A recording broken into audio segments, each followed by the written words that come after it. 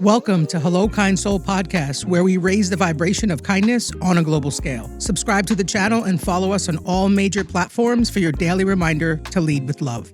Welcome to Hello Kind Soul Podcast. My name is Dr. Ebony Green. I am here with you in Chicago with amazing humans. Yeah. They're going to chop it up and have a conversation with Ronnie Thomas. And again, we're centering the importance of men's mental health. So without further ado, I'm going to pass the mic over to Ronnie, and I'm going to mind my business and learn from these amazing humans. If you can notice the group, we all have a something in our hand. And this is just how we break bread.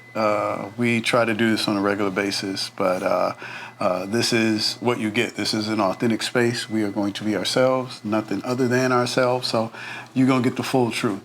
So each and every brother that is part of this space is connected to me in many different ways, either through mentorship, through blood, through many different ways. And the conversation that Ebby and I were having was about, like, what does the space mean for Black men and mental health? So I'm going to just have everybody to go around and just introduce, say your name, and then we'll get started. So let's start over here.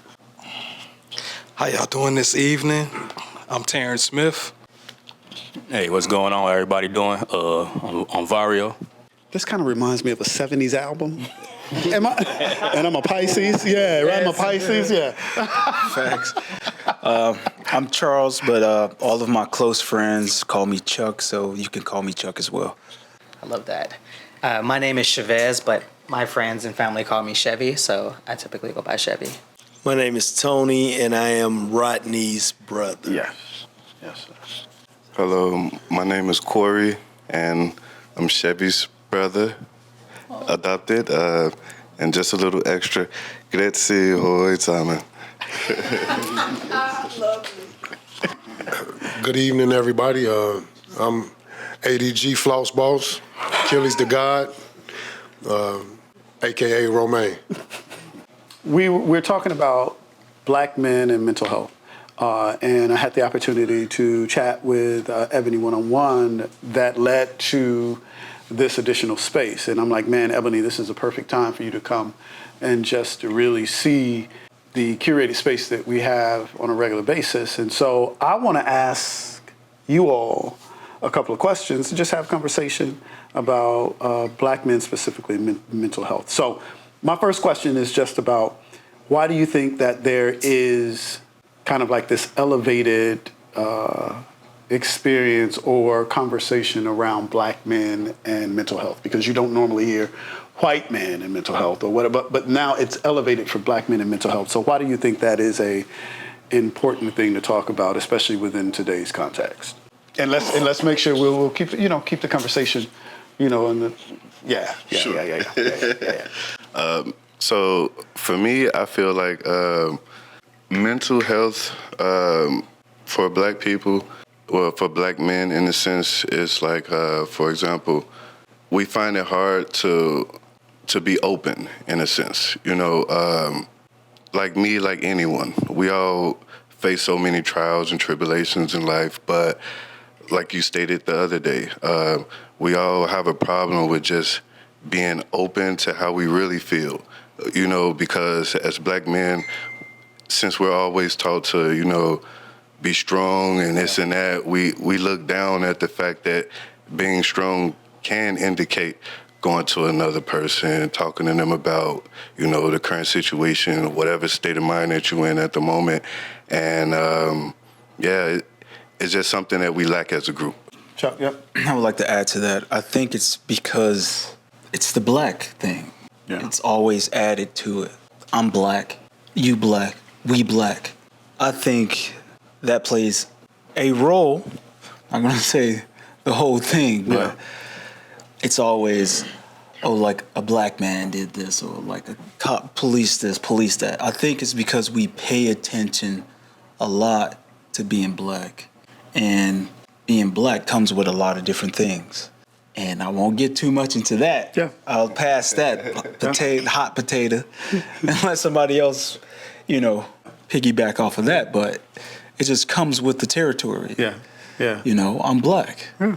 I mean, I'm like, man, I'm a black man. Don't ever touch a black man radio. It's out there. You know what I'm saying? Yeah. It's out there. It's just it's become a thing. You know. Yeah. What about y'all? Black men, mental health. Why is it a thing? Let me ask a different way. What have black men experienced that probably other groups of men have not? That have elevated mental health for us. What is the thing that we have experienced as black men that probably other men have not? So we can start from the inception of this country. Yeah. The black man has been in bondage. Yeah. They were people that was enslaved. Yeah. And treated a specific way. I mean, of course, history has recorded that. We could try to whitewash things and say they were migrants, they were immigrants, and things of that nature. But when you think of the inception of this country, so it goes all the way back that far. Yeah. But to go back to your previous question when you asked, I always look at it. So I was in the military for 22 years, active duty. Yeah. No reserve, no National Guard time for 22 years. And out of those 22 years, close to about 15 was overseas somewhere out of those 22 years. So the same way there was a disdain or we would look at you as weak when we would talk about PTSD in the early inception of my generation. Of course, it's been going on since war has been going on. But back then, we always looked at it like when they would say, if you go to mental health, you're weak and you this. Same thing. So I also went through a divorce. I was married for 30 plus years. And it's sad because I remember I used to tell my ex-wife, I would say things like, you know, black people don't go to counseling. Mm-hmm. And she's stuck, sadly, in this place to this day. And like I tell her, well, I'm in a better place because I go to counseling. Well, you said black. I said a lot of ignorant shit. But I also tell you right now, I'm in counseling. Right. I mean, I can't make it any clearer. I was wrong because I'm here. So that's kind of the number one thing that we fear, how someone's going to perceive me. And would I be perceived as weak? Yeah. Ro, what you were going to say something? I was just going to answer the question that you asked. Yeah. And you said some of the ways that we affected. Yeah. So many ways, man. We're affected financially. We're affected in our homes, our marriages, our relationships, our children as parents.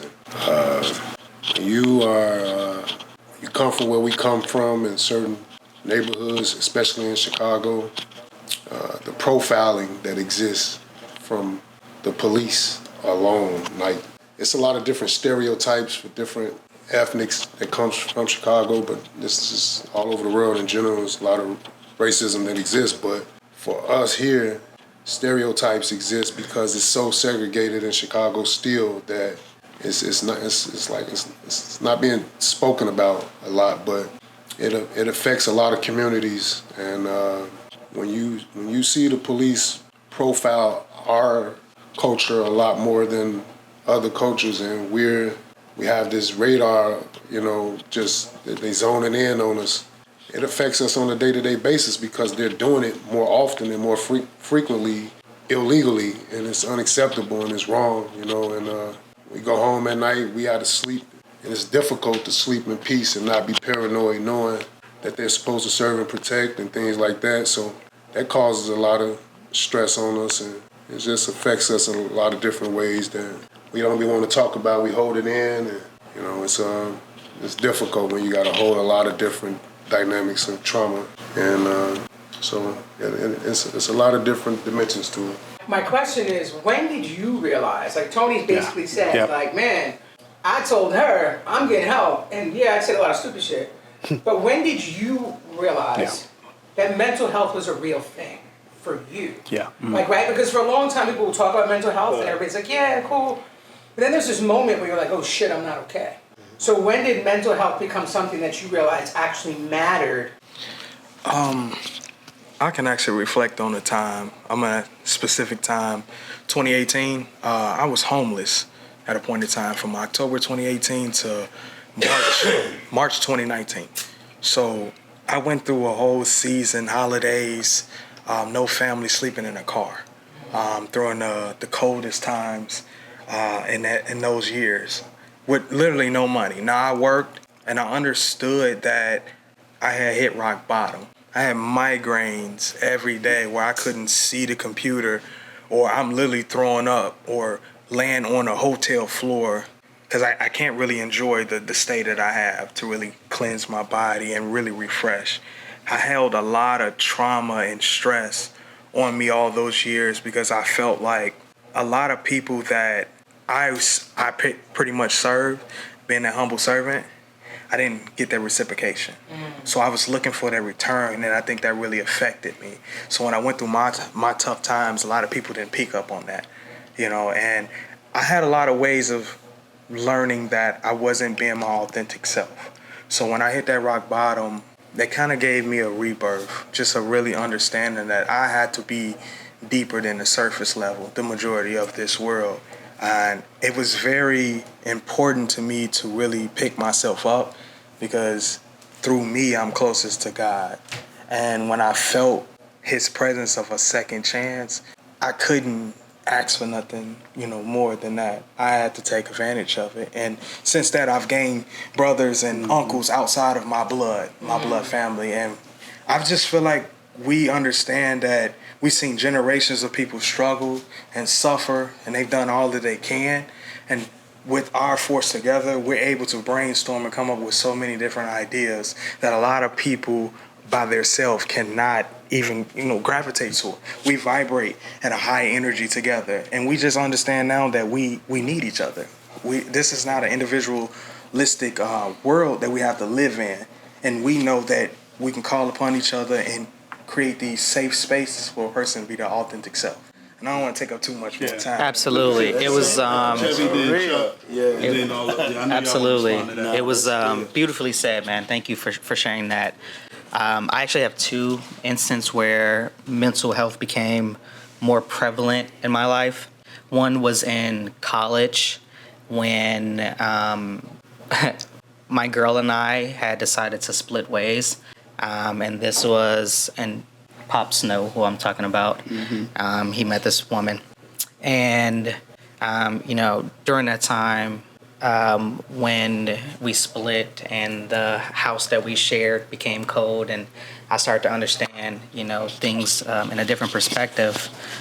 For me, it was about how I showed up in that relationship and how I could have been better, right? And I had to understand why certain things triggered me, and all the traumas that I didn't heal from my childhood was then shown up in my relationships with either her or my friends, whatever it may be.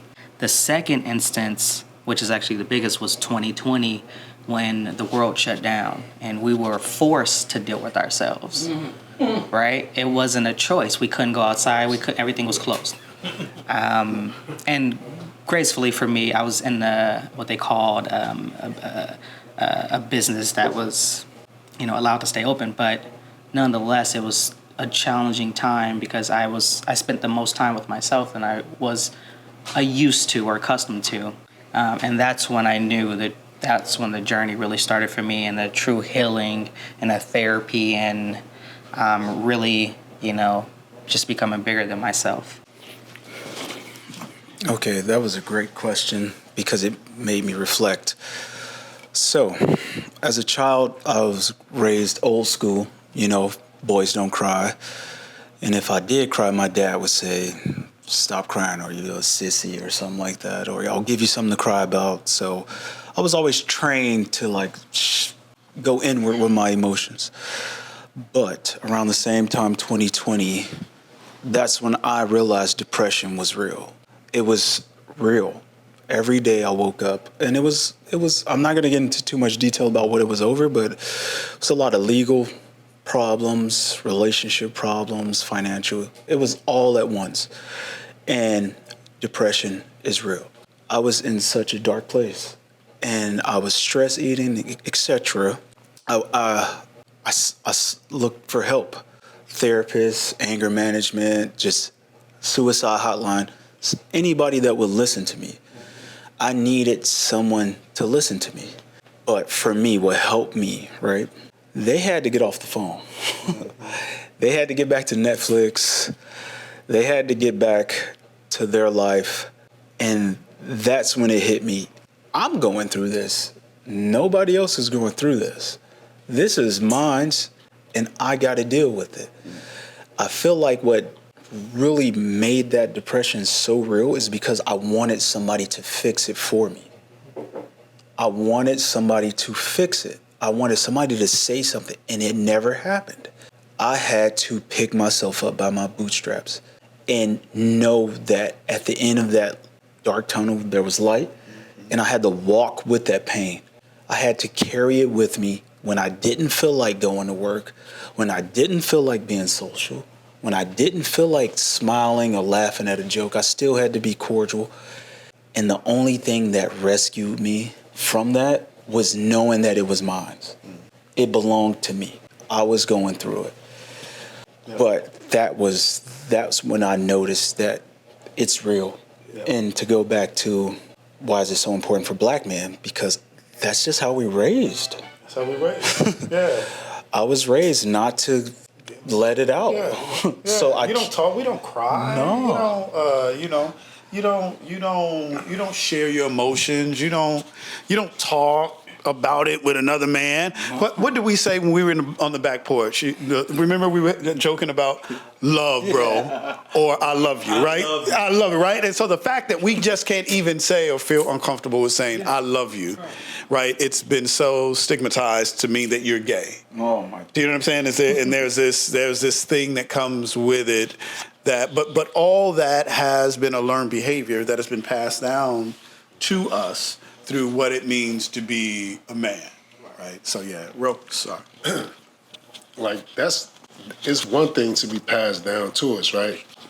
But then it's still like the awareness to when it's passed down to us, how do we deal with that, right? That's one level of it. But then when it's the everyday life and it's the challenges that come about every day, whether it be jobs, resources, finances, family, addictions, helplessness, depression, different triggers of traumas of PTSD. Certain individuals might have grown up with difficult education levels, ADHDs, and certain things going on at home where even when you're taught not to cry about certain things, once you're becoming a man and those things that you were taught then, it's a whole nother level to the suppressing of as an adult, So, for me, it's different obstacles that I've had to endure. But when you use examples of homelessness, like this brother, I've also endured homelessness for a few years of my life, and when there's so many different things that are affecting you. You might have an outlet to talk about one or two of these things to one or two people, but 9 times out of 10, it's not going to be a long conversation. One-on-one that you, like he says, he just said, people are going to get back to their lives, and you're going to be the one that's stuck within whatever that situation is that you caused. But upon being taught, not having these outlets to talk about what you've caused for yourself, and then limits how you're able to, ask for the resources and ask for the help, receive the help, apply the help, and so forth. That then, once you even applying it, how long does it take? Do you have a support system to get out of whatever so now you're dealing with that time period where you're actually just dealing with it, and it's a cycle of day to day, night to night. And it affects us all different, and it's just really difficult when it's a large amount of these things that we're affected by. So it's not just what we were taught and how we were raised. It's a relevance to today's time too. It's a lot. It goes deep. Yeah. I just want to say I think this conversation is important because black man mental health, we barely speak on it. We, like they said, we taught to stay strong, don't cry. take it on the chin, keep going. So we keep a lot bottled in, you know what I'm saying? And growing up in the streets of Chicago, you see a lot of things and go through a lot of things till you would become normal. Yeah. But if I tell you stories, you'll be like, whoa, how you deal with it? You been through that? Wow, you know, like, is you okay, you know? But like taking big losses, bloodsheds, and, you know, get real technical. Drugs, addicts, yeah. So you face a lot. To you, it's like it's everyday thing. You know, you're used to it. You know what I'm saying? It also just comes with the territory of being a man in general. But I think that's I would say that it doesn't have to come with the territory. Okay. I think that's where the normalization comes in. Okay. With black men. Let me hear that. You know what I'm saying? Yeah. Yeah. We're normalizing it. We normalize it as black men. Like, what you mean you ain't never had a fight or, you know what I'm saying? Like, that's what I'm normalizing our neighborhoods. Okay. I would like, can you elaborate a little bit? Because I might be a little ignorant. Let me say this. So, like, we've normalized the disruption of family. Okay. You know what I'm saying? So the language baby mama.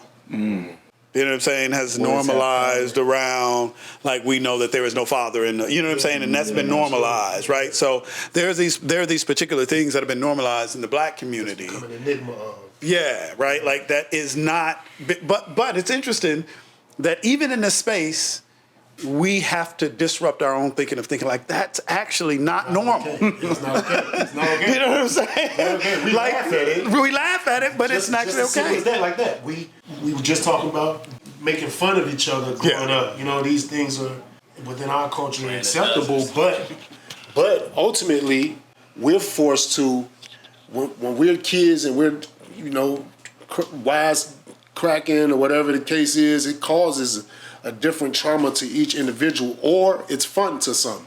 Yeah. You know, but when you're shaming people with disabilities or because of their weight or because of their parents' addictions and because of the clothes that they might have and their shoes got holes in it, like, that causes a different trauma to people that may be affected by that then in return, we were just having a discussion earlier about how it affects us where we're fixated with wanting to have an image. You know, we want to go and spend every dime. We don't even know how to save. We don't know how to control finances. We don't know how to invest. We don't even have the proper education of how to monetize money. But here we are, quick to spend it and want this image of, because how we were raised, and we want to hide these insecurities and hide these barriers of, you know, who we really are. You know, so we don't value a dollar, and we're gonna spend it before we even know we got it. You know what I'm saying? Because how we was raised to glorify certain things we don't even need, and it's all trauma. You know. Just to piggyback off that, because you made a great point. I feel like it's hoping I'm not speaking out of term, ideology.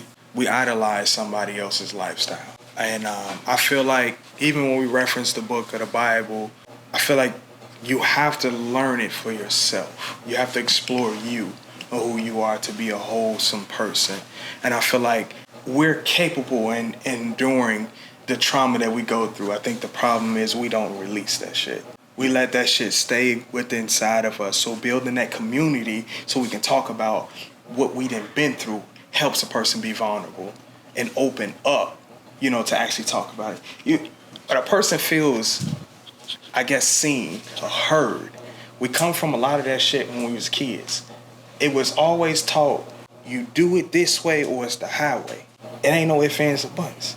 So we never understand who our true identity is because we're really duplicating a process that was enslaved. It was like it's an enslavement. Okay. So we bring that shit generation to generation down, and we really don't explore deep enough to really understand who we are. We possess something higher than we really know. The miseducation. The miseducation, facts. But we don't have the accountability. We don't have that. Hey, you need to look at a different perspective. You need to understand your role you playing in this because it's all about you. It's you versus you. Everybody else is fighting battles. We don't understand it. So when we point fingers at other people because we're idolizing other people's shit, it takes the responsibility from how we move and how we show up. And I come from that. So I understand it. And that shit is very important as a black man because we represent something higher than anybody else can fucking, you know what I'm saying? they don't understand that. So a question that Ebony posed that I think is important to ask the group is, what's required, like as you think about the group that we've curated, what is required to actually be in this group? Because you all know that, you know, you can invite somebody in, but we also know that you can invite somebody in and literally fuck the whole mood of the group up, right? So what do you all think is required to be a part of this group? Okay. Well, when you change the question into that perspective, you know, in a sense, it threw me off. But I'm going to try to answer the best way I can. So I think, well, for me, being that I was out of Chicago for like the past 10 years, you know, out of the country. So I feel like for me to not even be a part of the group and then to just come directly to the U.S. 2 days later, we're in San Diego. It's the first time I meet everybody, you know? So for me, I felt like that was so welcoming. It was so dope just to be around that type of energy. And then it's like, you know, I feel like what's needed to be in the group is, you know, for you to just be yourself. You get what I'm saying? It's like, it doesn't take a lot. It's not like, oh, we have this list of requirements. You get what I'm saying? So it's like, we know each other in a sense. Like I know you, you know, you're the source that's connected to everybody.